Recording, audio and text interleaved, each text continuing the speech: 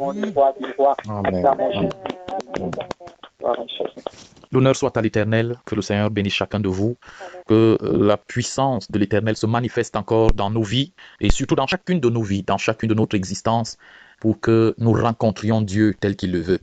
Nous nous posons toujours un certain nombre de questions, parce que ce sont les questions qui nous permettent d'obtenir des réponses et donc de grandir dans notre foi. L'une des activités principales du chrétien, c'est la prière, naturellement. Et nous nous posons toujours la question, pourquoi arrive-t-il que nous prions et que nous ne recevions pas d'exaucement? C'est une question à laquelle on essaye de répondre depuis la nuit des temps, depuis très longtemps. Mais elle reste toujours d'actualité parce que nous pouvons être exaucés aujourd'hui, mais il y a peut-être encore un sujet pour lequel nous prions, nous invoquons Dieu, nous nous décourageons. Et nous demandons, mais Seigneur, pourquoi n'interviens-tu pas? Et nous sommes même parfois obligés, du moins nous sommes amenés à renoncer, à ne même plus croire que Dieu nous aime. Et si nous ne faisons pas attention, nous pourrons continuer de demeurer dans la maison de Dieu, mais sans plus croire véritablement en lui.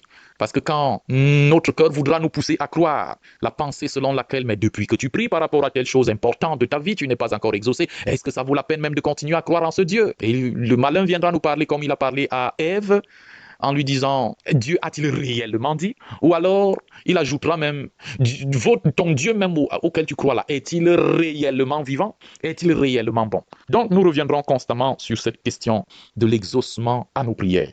Et nous intitulons, pour rapidement dire que, pour célébrer la fidélité de notre Dieu, nous intitulons notre exhortation de ce soir, « Alors l'Éternel fut attentif et il écouta leurs prières. » Alors l'Éternel fut attentif et il écouta leurs prières. En fait, c'est un thème tiré d'un passage que nous connaissons déjà, à savoir Malachie au chapitre 3. C'est lui qui en parle. Le texte, est-ce qu'il faut le lire dès son début? Malachie, je rappelle que c'est le dernier livre de l'Ancien Testament. Nous allons pour les 2 jours étudier en fait à partir du verset 13. Pourquoi ne pas le lire rapidement? Vos paroles sont rudes contre moi, dit l'Éternel, et vous dites, qu'avons-nous dit contre toi? Vous avez dit, c'est en vain que l'on sert Dieu. Avons-nous gagné à observer ses préceptes et à marcher avec tristesse à cause de l'Éternel des armées? Maintenant nous estimons heureux les hautains. Oui, les méchants prospèrent. Ils tentent Dieu et ils échappent. Deuxième partie. Alors ceux qui craignent l'Éternel se parlèrent l'un à l'autre. L'Éternel fut attentif et il écouta. Et un livre de souvenirs fut écrit devant lui pour ceux qui craignent l'Éternel et qui honorent son nom. Ils seront à moi, dit l'Éternel des armées. Ils m'appartiendront au jour que je prépare. J'aurai compassion d'eux comme un homme a compassion de son fils et son fils qui le sert. Et vous verrez de nouveau la différence entre le juste et le méchant, entre celui qui sert Dieu et celui qui ne le sert pas. Donc c'est de là qu'est tiré notre thème. Nous allons un peu laisser la première partie du texte pour y revenir demain. En fait, les Juifs, comme les chrétiens, parlaient parce qu'ils voyaient quand même qu'ils souffraient et la souffrance perdurait. Certains commençaient à maudire Dieu, certains commençaient à le critiquer. Mais à partir du verset 16 qui nous intéresse, alors ceux qui craignent l'Éternel, ça c'est déjà quelque chose à souligner sur quoi nous reviendrons tout à l'heure, se parlèrent l'un à l'autre. L'Éternel fut attentif. Donc, souvent, nous estimons que parce que nous avons longtemps prié, Dieu n'écoute et qu'il ne nous exauce pas, alors il n'écoute pas, alors il nous a abandonnés. Mais nous verrons tout à l'heure que souvent nous avons une idée fausse. Parce que si nous rentrions, on y va d'ailleurs rapidement, dans le livre de Daniel, au chapitre 12, Daniel a eu le même problème. Daniel est allé prier et jeûner pendant au moins 21 jours. Il ne mangeait ni ne buvait, il était constamment devant la présence de Dieu parce qu'il y a une situation qui troublait son esprit, la situation d'Israël toujours en captivité à Babylone. Mais il dit, mais Seigneur, le temps même de l'accomplissement de la prophétie selon ce que tu avais dit à travers le prophète Jérémie est accompli. Nous avons déjà passé les 70 ans. Mais qu'est-ce qui ne va pas? Bon, il prie, nous restons en captivité, le problème demeure. Et Daniel a passé le premier jour, il n'a pas entendu la réponse de Dieu. Il a passé jusqu'au 10e, jusqu'au 20e, jusqu'au 21e jour sans recevoir la réponse de Dieu. Et il pourrait se dire que mais Dieu là même il est comment? Est-ce qu'entre-temps Dieu a changé? J'avais entendu que Dieu était si bon. D'ailleurs, le même Dieu, il s'était manifesté à moi en me délivrant de la fosse au lion. Mais comment, ce Dieu qui me parlait souvent, où est-il? Ce Dieu qui me guérissait quand j'étais malade, où est-il? Ce Dieu qui me libérait des situations compliquées, mais finalement, Finalement, est-ce qu'il a changé? Est-ce qu'entre-temps, il est mort? Est-ce qu'il a disparu? Ou alors je m'étais trompé? Peut-être même que c'est l'hôpital qui m'avait guéri. Hein? Mais comment j'invoque ce Dieu maintenant que je me retrouve en situation très compliquée et Dieu n'intervient pas? Voilà, je suis dans une situation où si ce n'est pas Dieu, parce que ça a dépassé le niveau des hommes, ça a dépassé le niveau de la philosophie, ça a dépassé le niveau de la médecine, ça a dépassé le niveau de la technologie. Me voici, je n'ai pas d'argent, je n'ai pas ceci, je n'ai pas cela. Je n'ai peut-être pas d'enfant. Je cherche, mais je suis même allé voir les plus grands médecins, mais ils n'ont rien pu faire. Je me retrouve dans telle autre situation, mais c'est très compliqué. Et ici, si Dieu n'intervient pas, et nous sommes ainsi depuis 21 jours, peut-être depuis 21 ans aussi, en train de prier pour le même sujet, nous ne voyons pas d'exaucement. Mais voici ce que Dieu répond au prophète Daniel dans son chapitre 10, verset 12. Et il me dit, Daniel, ne crains rien, car dès le premier jour où tu as eu à cœur de comprendre la situation, de comprendre et de t'humilier devant ton Dieu, tes paroles ont été entendues et c'est à cause de tes paroles que je viens. Voilà ce que lui dit l'ange. C'est-à-dire que quand Daniel était déjà certainement découragé, et alors l'ange vient lui dire, écoute, depuis le premier jour où cela t'est monté à cœur de comprendre, où tu as commencé à te poser les vraies questions, où tu as commencé à interroger Dieu, où tu t'es intéressé aux choses de Dieu, à l'œuvre de Dieu, que tu t'es demandé, mais Seigneur, pourquoi est-ce que ton peuple continue à demeurer dans cette situation? L'ange lui dit ici que depuis dans ce jour que tu as eu à cœur de comprendre, première chose, et de t'humilier, parce qu'il faut quand même le reconnaître, parfois, nous allons devant Dieu pour nous humilier, mais plutôt pour le critiquer, pour l'insulter avec un certain orgueil. Nous allons lui parler avec une certaine hauteur. Mais Dieu, ce genre de personne, parce que le premier passage que nous avons lu tout à l'heure, notre passage principal de Malachie 3, il dit que voici le genre de personne à qui Dieu a été attentif. Et ça, c'est un point capital à souligner. Pour les autres, il n'a pas du tout été attentif. Mais il a été attentif à ceux qui craignent l'Éternel. Donc, si nous ne craignons pas l'Éternel, voilà donc l'une des raisons principales qui font souvent que nous ne soyons pas écoutés de Dieu. Avant même de dire que nous ne soyons pas exaucés. Et pourquoi il ne nous exauce pas? Parce qu'il ne nous écoute même pas. En d'autres termes, il n'est pas attentif à nos prières. Pourquoi? Parce que nous n'avons eu à cœur de nous humilier. Parce que nous ne sommes pas de ceux qui craignent l'Éternel. Nous ne nous approchons pas de Dieu avec crainte et tremblement. Et nous nous étonnons donc de ce que Dieu exauce peut-être les autres, mais sur notre situation, il demeure muet. Alors ceux qui craignent l'Éternel se parlèrent l'un à l'autre. Qu'est-ce qu'ils se disaient? Pour un peu revenir dans la situation des amis de Daniel. Que, mon ami, voilà le roi qui dit qu'il faut à tout prix qu'on aille adorer sa statue. Frère, sœur, comme nous sommes là, vraiment, nous ne sommes pas là pour trahir notre Dieu. Nous, voici ce que... Non, le roi là croit qu'il est plus grand que notre Dieu. Nous ne pourrons jamais nous prosterner, quel que soit ce que le roi nous fait. Et le roi, effectivement, les a appelés. Quand il a constaté qu'ils ne se prosternaient pas devant sa statue, il leur a dit, maintenant donc je vous ordonne. Ils ont répondu au roi, bon, roi, vraiment nous te respectons. Mais comme tu as décidé de nous tuer, notre Dieu nous viendra au secours. Notre Dieu nous sauvera. Et même s'il ne nous secourt pas, même s'il n'intervient pas, sache au roi que nous ne nous prosternerons pas devant ta statue. Et ça, c'est le cœur de ceux qui craignent l'Éternel. Et qui ont donc parlé l'un à l'autre pour dire, Seigneur, frère, nous n'allons pas nous soumettre à ces compromissions des autres là. C'est vrai qu'il y a d'autres frères qui, à cause de la difficulté, ont commencé à jongler comme ça, ont commencé à tourner de gauche à droite, ont commencé à clocher. Étant enfants de Dieu, ils font aussi les autres choses. Non, mais nous n'allons pas le faire. Ceux qui craignent l'Éternel se parlèrent l'un à l'autre. Et donc, quand on craint l'Éternel, l'Éternel est attentif. Donc, la première partie de notre texte, nous traitons donc, dans cette première partie, de l'attention de l'Éternel aux prières de ceux qui craignent, de ceux qui le craignent. L'attention de l'Éternel envers ceux qui le craignent, envers ceux qui l'aiment. Donc, on ne pense pas que même si ça dure comment, l'Éternel finira par intervenir et de façon puissante. Il dit quelque part que il nous donne la promesse, il dit que même si ça tarde, attendez-la. Même si le temps passe comment, attendez, Dieu va intervenir. C'est vrai, je dis ce que j'avais prévu pour la conclusion. C'est que quand on se pose quand même la question, pourquoi souvent Dieu attend autant? Pourquoi il tarde?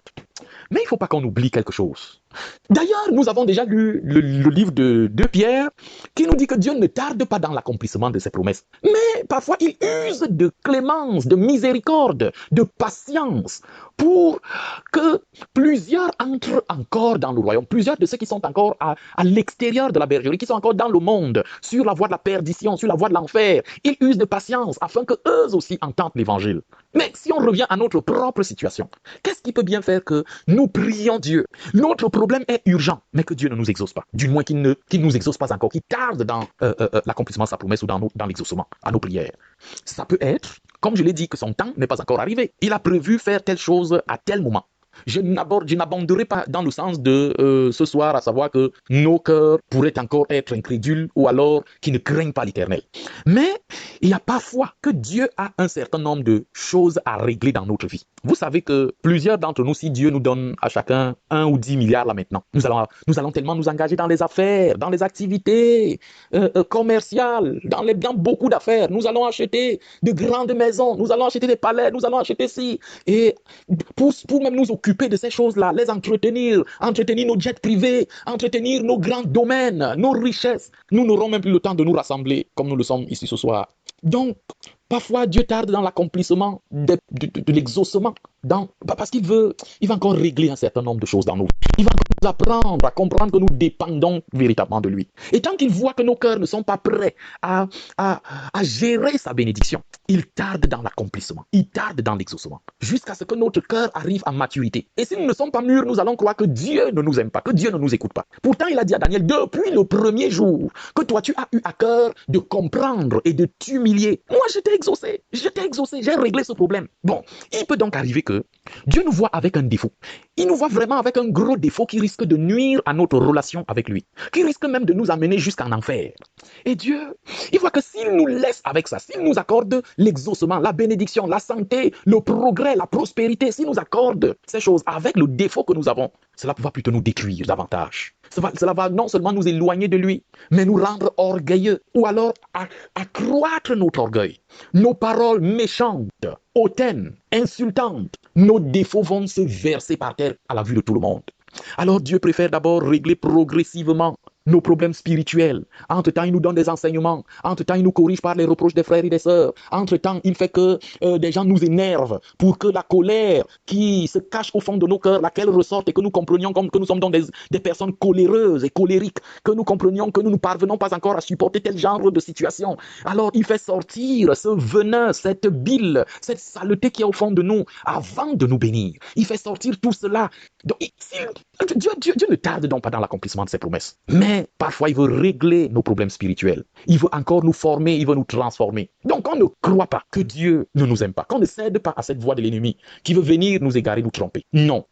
Et pour davantage montrer que Dieu nous aime, il nous écoute. Comme dit d'ailleurs un chant, il écoute nos prières et nous met en liberté. S'il nous voit vrais et sincères, à chercher la sainteté. Oui, c'est ce Dieu-là. J'aime particulièrement un chantre, un psalmiste, un adorateur de l'Éternel. Il est américain. Il s'appelle Don Moen. Celui-là, vraiment, je l'aime beaucoup. J'écoute beaucoup ses chansons.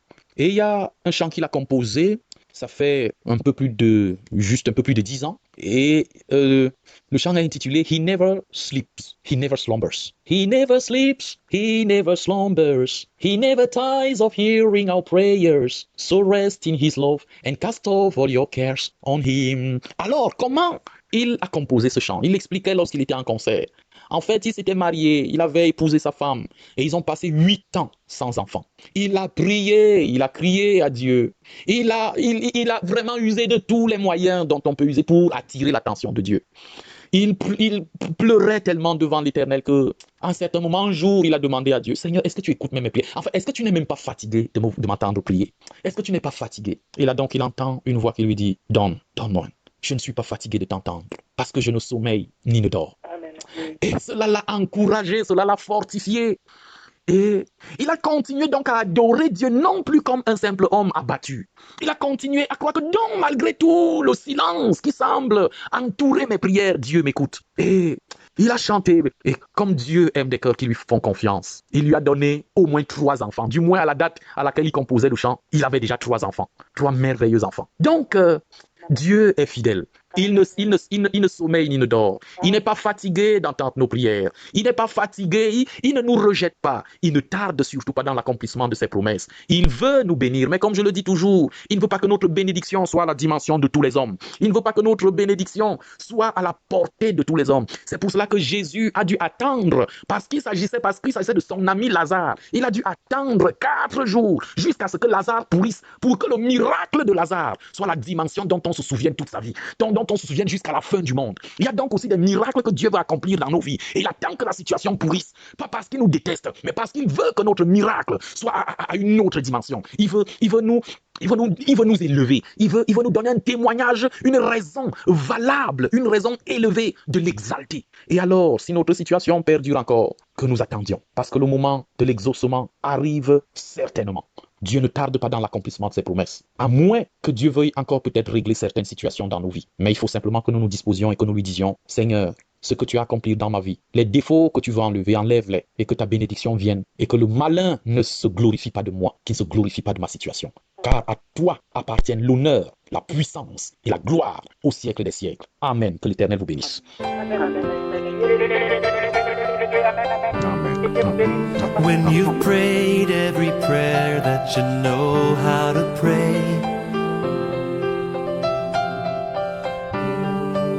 just remember the Lord will hear, and the answer is on its way. Our God is able, He is mighty, He is faithful, and He never sleeps, He never slumbers, He never tires.